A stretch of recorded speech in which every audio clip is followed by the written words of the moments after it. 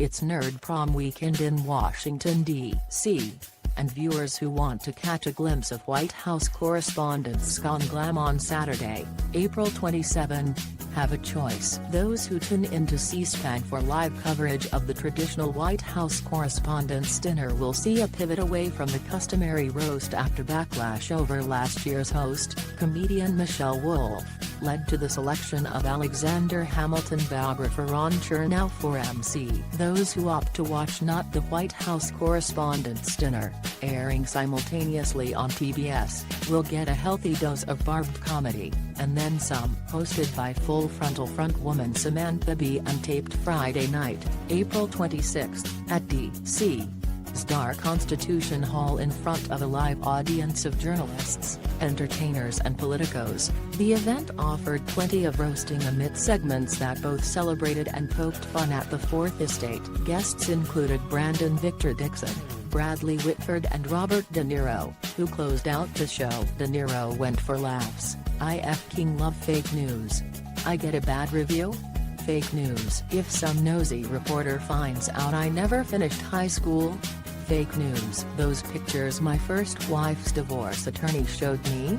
More fake news. Fake news is fake. I'm glad I invented it." Before going in for the kill, the president stole my phrase. He continued, "You might say he moved in on it like a bitch." Now when he says fake news, he means FK. You caught me. B, who hosted the inaugural Not the White House Correspondents' Dinner 2 years ago, wasn't planning to repeat the event. But then, our president tweeted the White House Correspondents' Dinner should change. And they did it, she said incredulously at the event. No one should ever do what the president tweets at them. She went on to mock Donald Trump for sitting out the WHCD for the third year. "I want to focus on what a f***ing coward he is," she said. Imagine being the most powerful man in the world and you can't listen to a comedian razz you for 5 minutes? She recalled several luminaries who withstood the tradition of roasting, including former Presidents Barack Obama and George W. Bush, and Justin Bieber. "Even he's braver than you," she quipped, "and he once let a monkey go to jail for him." The special also serves as the television debut of rapper Saweetie, a mainstay on the festival scene since her song ICGRL went viral last year. Saweetie opened the show with a reboot of the 2006 Peaches song and Full Frontal theme Boys Wanna Be Her, which Peaches had performed at the inaugural B event. "She wanted me to create my own hip-hop version of it," Saweetie told Billboard before the event. "So I wrote original lyrics that list my accomplishments. I shout Samantha B out, I shout out other women. It's a song that says to women, be fearless and go out there and get it." Supporting an event that sheds light on the real things that are happening in America was a natural fit,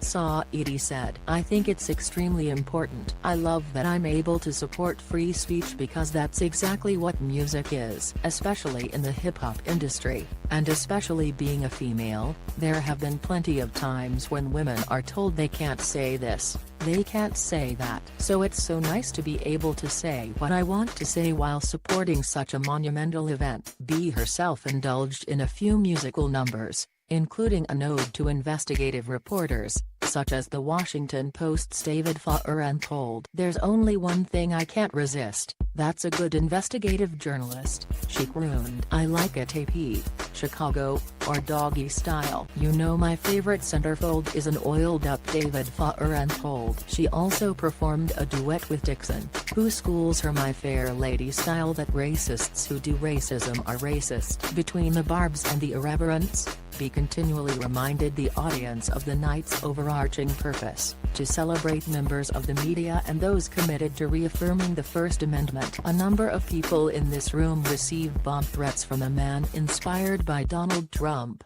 she said at one point. "Thank you for holding the president and all of us accountable." As with the first Not the White House Correspondents' Dinner, all proceeds will be donated to the Committee to Protect Journalists.